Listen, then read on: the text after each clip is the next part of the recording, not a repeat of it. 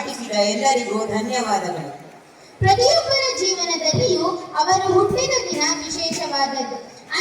ಅಂತಹ ಹುಟ್ಟಿದ ದಿನವನ್ನು ಇಂದು ಆಚರಿಸಿಕೊಳ್ಳುತ್ತಿರುವ ಲೈಬಾಗೆ ಈ ಹಾಡಿನ ಮೂಲಕ ಶುಭಾಶಯ